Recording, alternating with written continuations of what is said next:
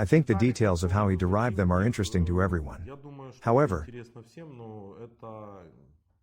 no one will tell you that, because it took you 2 days, right?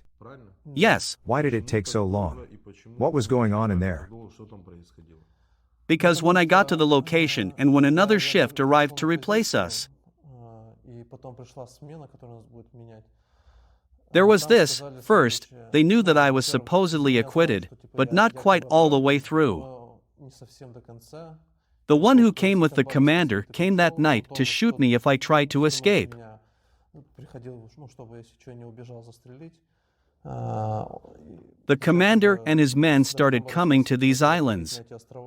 First, mortar men without equipment came to replace us. They had the task of occupying the destroyed post and locating the VSU artillery. They just came in with their phones and poking their fingers on the map and trying to point out where the artillery was. During the evacuation, I learned that it turns out that sound is very misdispersed there, and if the artillery seems close, it is actually much farther away. Anyway, my situation is as follows: I spent 3 days deciding to get out of there. First of all, I was scared, because I could be shot, I could be destroyed by Ukrainian mortars, I could be destroyed by drones, because my route was unclear. I only knew the evacuation point. There was no itinerary or escort because I had no time to contact my handler when I was chased to these islands. And even as we moved out on the route, there were people there in one section.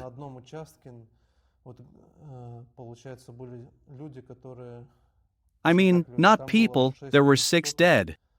They were wrapped in clothes, in sleeping bags, flies were flying around them, clothes, dry rations and machine guns were scattered everywhere. Nobody cared about any of this. Who saw the movie Purgatory will understand, there was about the same picture. There were corpses lying everywhere, flies were flying around, and the stench was several meters away, but everyone passed by, because everyone had their own tasks, and no one was evacuating the dead from there. Because there was no way to do that, you could have been destroyed trying to get away from there by boat or across open terrain. I mean, if you didn't hide there, you could have been killed or injured, no way around it. I already had to decide whether or not to be, that is, to leave somehow.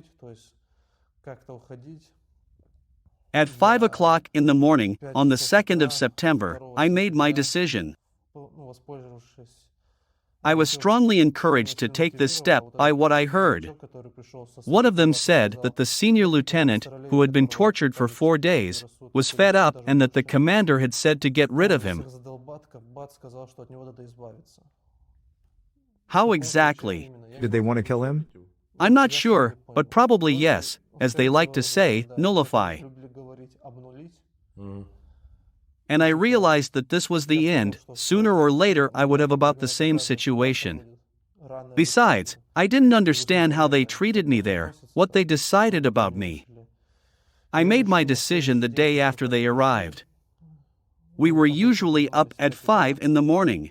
There was a shift due at 5 in the morning. I took advantage of the hustle and bustle of the morning rise and at 5 o'clock swam across the river that ran next to the island. I walked down the bank. It wasn't very high. I sat there for a while. It took me a long time to make up my mind because it was scary. First of all, it was very scary, but as they say, fortes fortuna aduvat. Fortune loves the brave, and I gathered my courage. I knew from the clanking of the machine guns that they were looking for me, and that the search party they had sent after me would run down the path. I started to swim across the river very quietly and very slowly. The sun had not yet risen and it was dark, so I could not be recognized or seen, especially since I was running without any extra weight. I had this camo on, a small bag of food on my back, and I had my first aid kit just in case. So that if I get shot, there's something I can do to save my life. That's all I escaped from those positions with. I swam across the river, got to the shore, water was running off me, but then they heard me and started shouting, "Daniel!" And that's when I got scared. There was a burnt forest on the other bank, all the trees were fallen, and I ran as hard as I could, scratched all my legs, but I reached the swamp. On the swamp, I ran somewhere further, ran for 1.5 kilometers through dried reeds, all wet.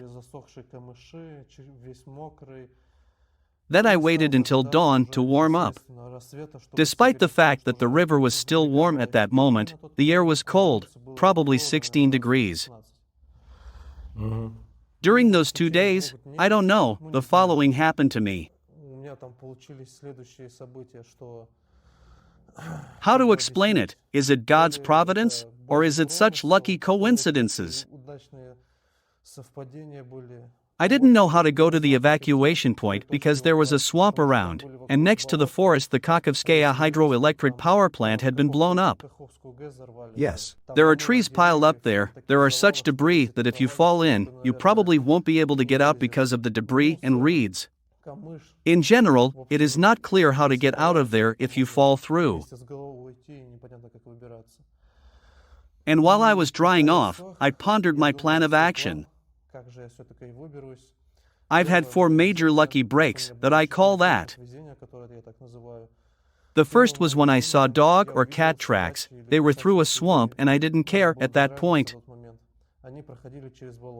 I figured if a dog or cat passed through there, I'd probably pass through too. I followed those dog tracks, and I had an initial plan that if I couldn't make it to the evacuation point, I would go out to the VSU positions. Supposedly, I thought there was a grain elevator nearby. I thought I would get out there, but I needed to get to the shore and figure out how I could swim across the Dnieper. But to the Dnieper we had to walk another 3 kilometers through all this rubble. I walked first through the swamp, along these tracks, so as not to fall through anywhere. I walked carefully, not a step to the left, not a step to the right. Indeed, almost to the end of the marshes I followed those dog tracks, as if someone had laid out the path beforehand and I was following it. These are our nanobiological dogs. They were sent out to lay out a route. Navigator dog. Yeah. In fact, I'll say more, I even felt like I was doing the right thing, because at first I was shaking with fear, I was apathetic. But then, when I somehow started to get something going, and I got a kind of inspiration, or rather, a second breath. After I reached the shore I shouted, "Help!" No one saw me or heard me. There were only scout drones flying around, which I avoided because if I was spotted, a kamikaze drone or mortar shell would most likely fly towards me. The next bit of luck happened when I realized that I would not be able to swim across the Dnieper from where I came out. I turned back and slightly to the left and started walking back out to the swamp. It was the biggest fluke. I didn't have any water with me, no flask or anything. My flask was left on my unloader along with my assault rifle at the positions. I didn't take any grenades or guns with me because I was on my way to surrender as a prisoner. No armor either? I couldn't have crossed the river in armor. Makes sense.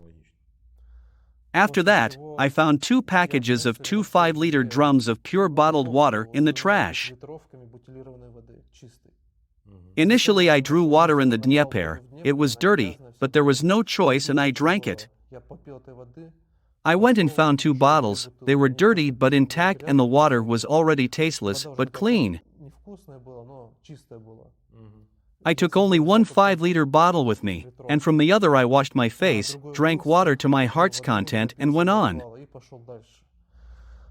Further, my route was unclear, because on the map it looked clear, but in fact there everything was blurred. No identifying marks, the forest has been demolished, the swamp is parched, trees fallen. I needed to find a place where the river thins out to swim to the other side.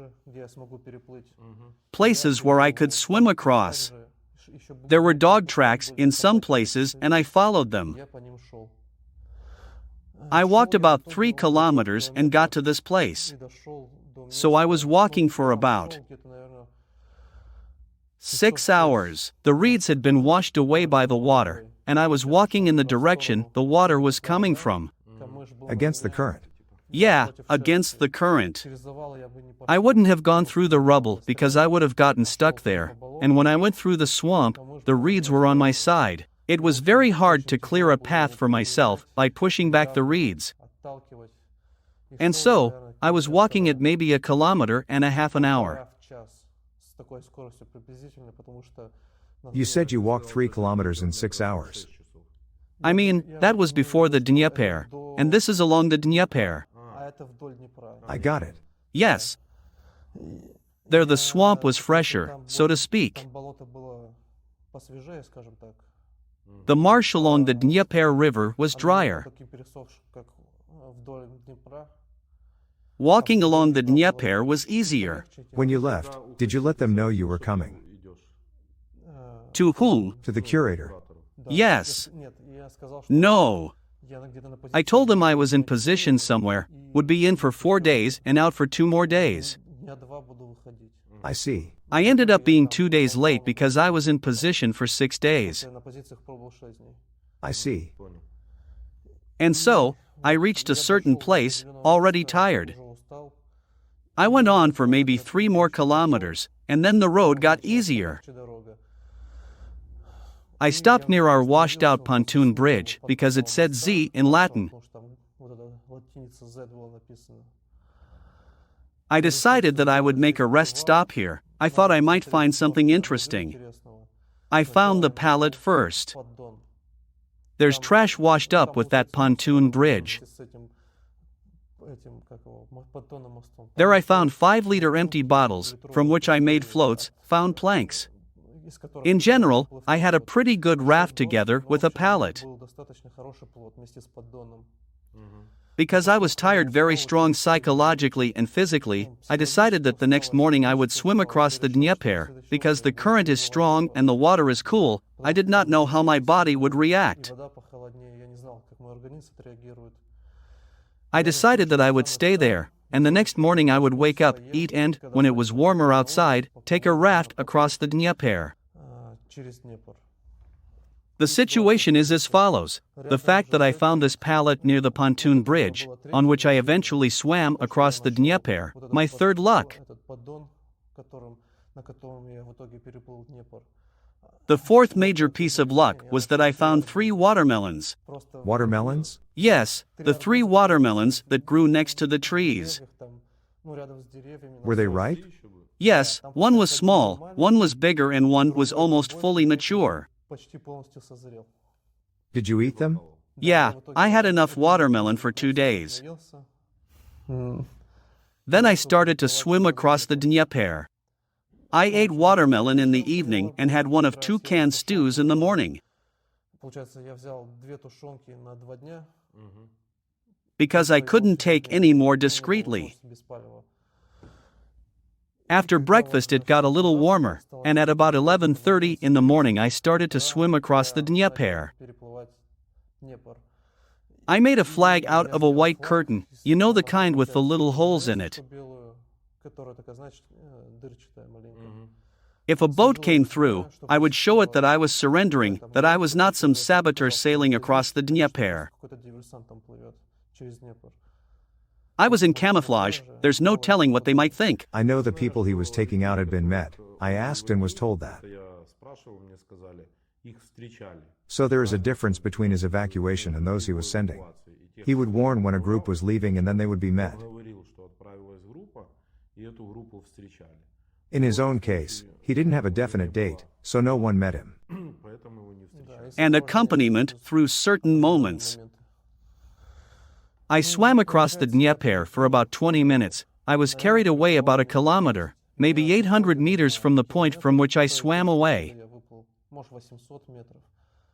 In general, I was very tired, half of my body drowned in water, swimming breaststroke only with my legs, and with my hands holding onto the raft. What about the bottles?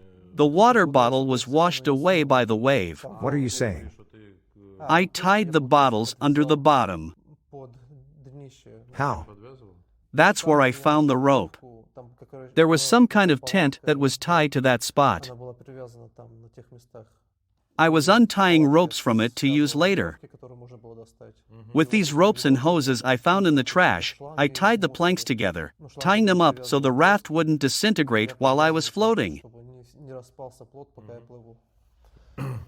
When I made it to shore, I wasn't even resting. My adrenaline was off the charts. I took stock of the situation.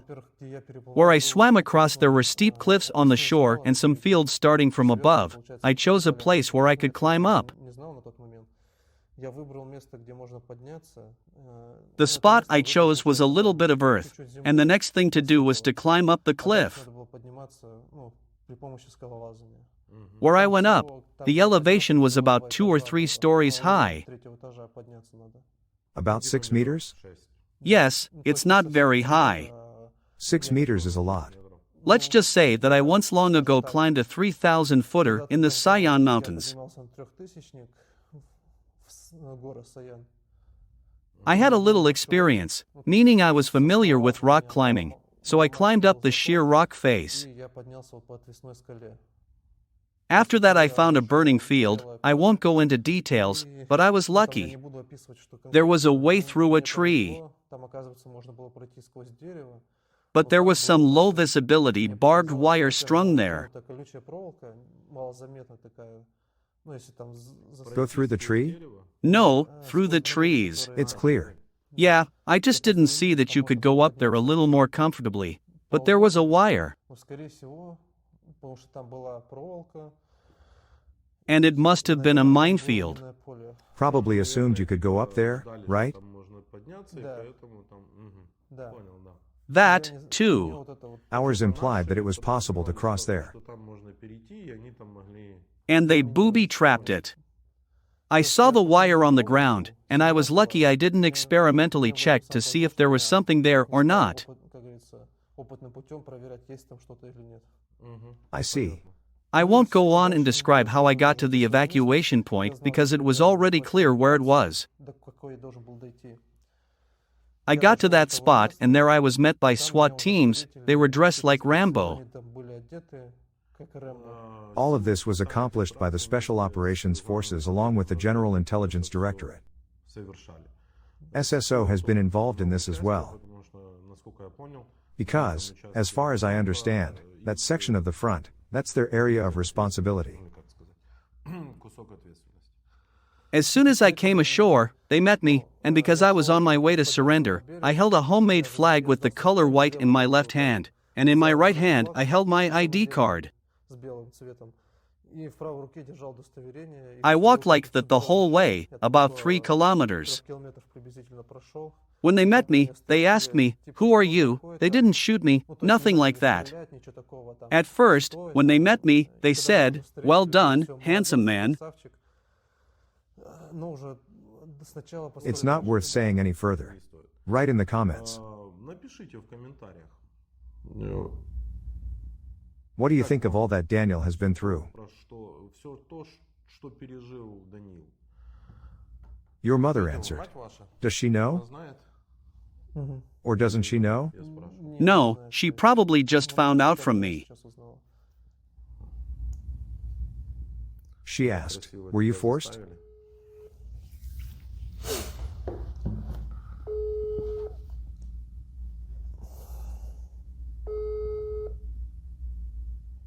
What's she gonna say? She may not answer. Why? We sent a voicemail. We should write to her again. What? We need to send another voicemail. More clearly. I'm worried. I haven't seen her in a while. When did you see her? June? Yes. No. I last saw her in June.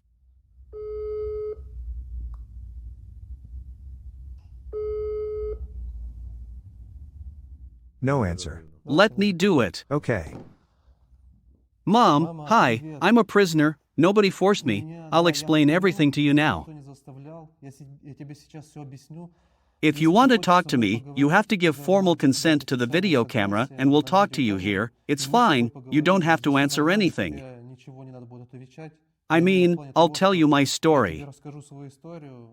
You'll see me on YouTube later. I mean, I'm fine and everything will be fine with me. You just answer. It's fine now.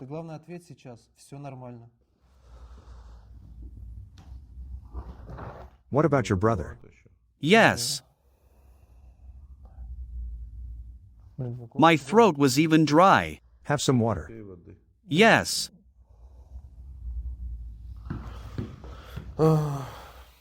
There will be pruning here, probably because we are drinking water and waiting for a response.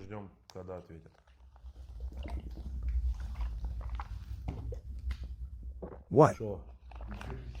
No, don't.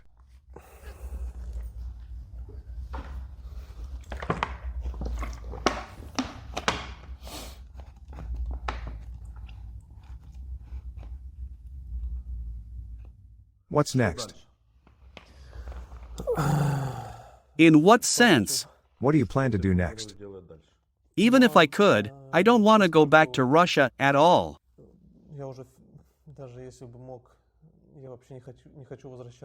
I'm not going back as long as Putin's regime is there. Since there is a war going on, I was offered to join the RDK, which is the Russian Volunteer Corps. I, with RDK's help, will probably go through the training. And then I will defend Ukraine from attack by Russian troops.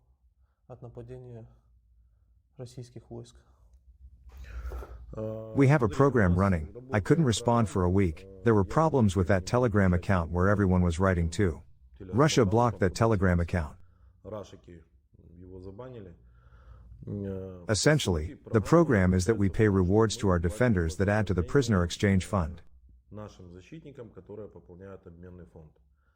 Here the situation is reversed. It turns out that the prisoner of war also added to the exchange fund in the number of 11.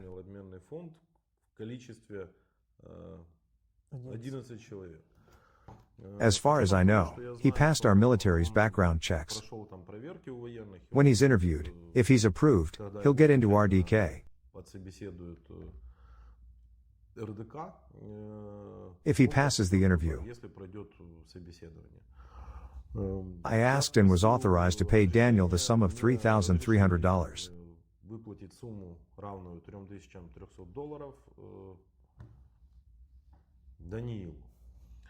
This is a real unique case, but there have been cases where we've also paid a lot of money and brought in $7,000 each.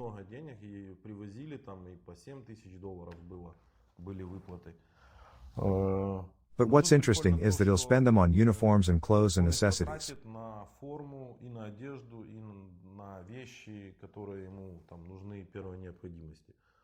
That's why the program works. Here is the equivalent of $3,300. At your exchange rate, it's somewhere around 330,000 Russian rubles.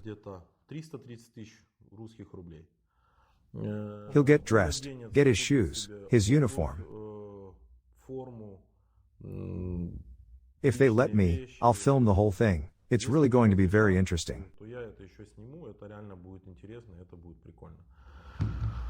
Write in the comments, everything, it's got to be fair. He's added to the exchange fund and thanks to our sponsors Cosmobile, the Lacey Foundation, there's money and it's being paid to our defenders.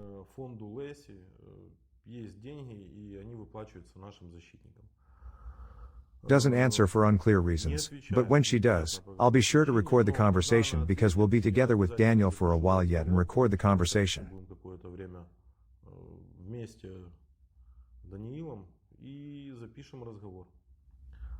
What do you think of what's going on?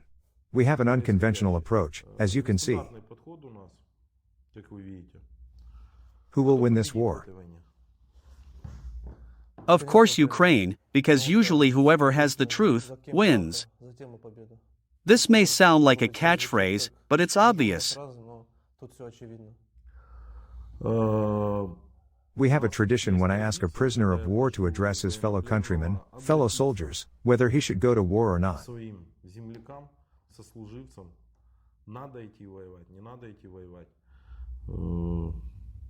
If you want. Sure. All those who will hear me, maybe someone knows me as a different person, but in any case, understand one thing, we Russians are wrong.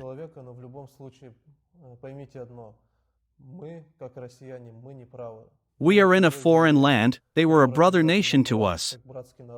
Ukraine, we are wrong. We have brought so much grief and sorrow.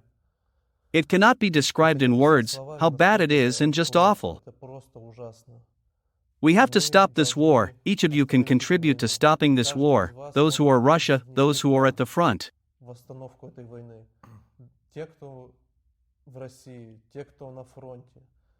Most of you have a connection. Please watch this video. Leave positions unarmed. Somewhere it will be unpleasant, somewhere you will be treated humanely, but either way you will save your life. I'm not going to lie here, I went through it myself, it was very scary, but trust me, when the hour of reckoning comes, you will still be wrong.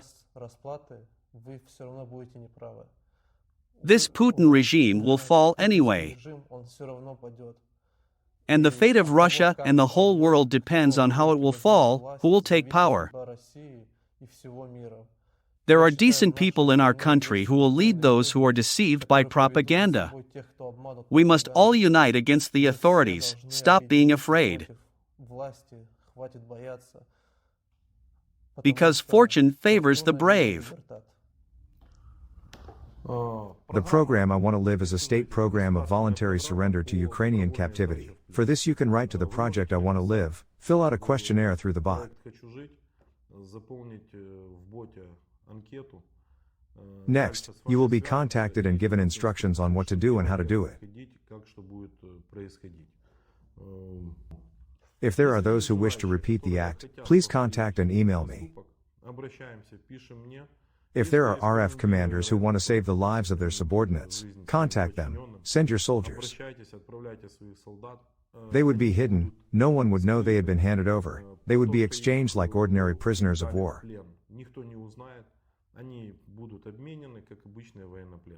They will be in good conditions, they will get medical care, you will get money.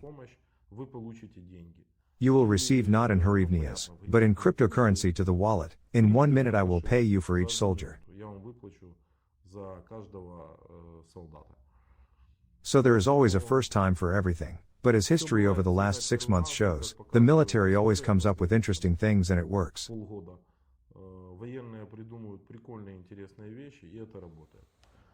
The end? Men, I believe in you, you will make the right choice. Russia will be free, Ukraine will win. Goodbye. Guys, the military allowed us to realize the plan and film Daniel buying his uniform.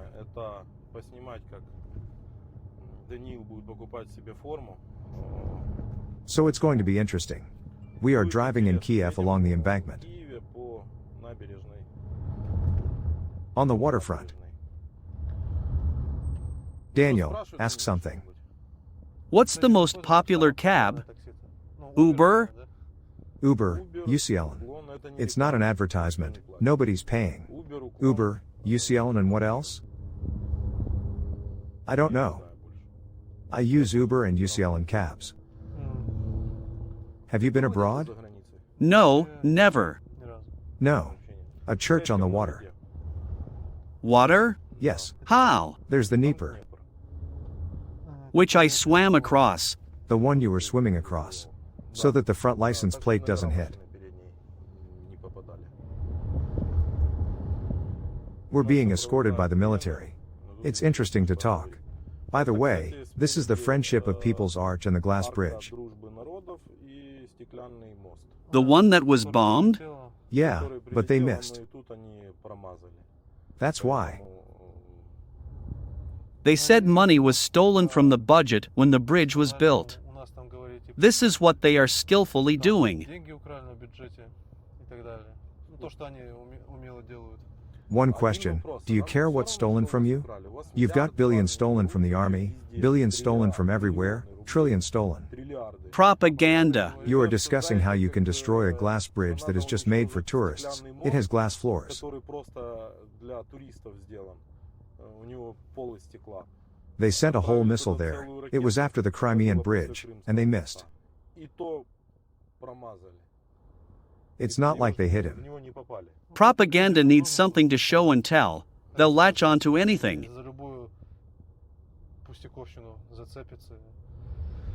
What do you think of the city? While I'm admiring it, it's beautiful, really beautiful. And the fact that there's graffiti. Will the Dagestanis secede? I think so. I take it they're determined. They'll probably unite with the English. Probably not with the Chechens, but with the English they can unite and create some kind of state union.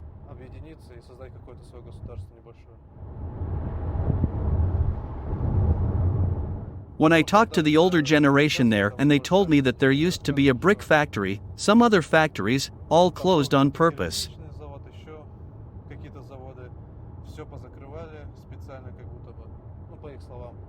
So there's no work. A local contract worker told me that. What's the point of unemployment? Probably to make Dagestan economically dependent on Russia.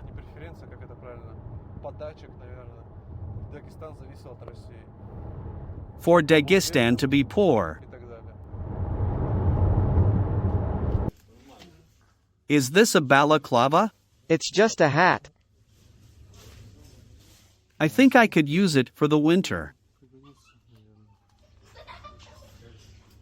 Does that fit? Yes, Panama is good.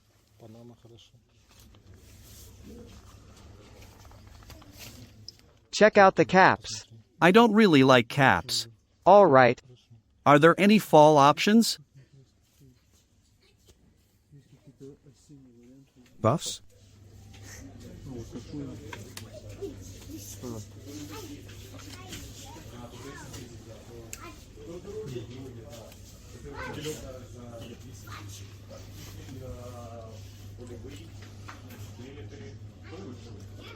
What else do we have here? What's that in the front? They're jackets. This is not needed yet. I think so, too. Pouches. It's a hip belt. It's probably what you put on your armor.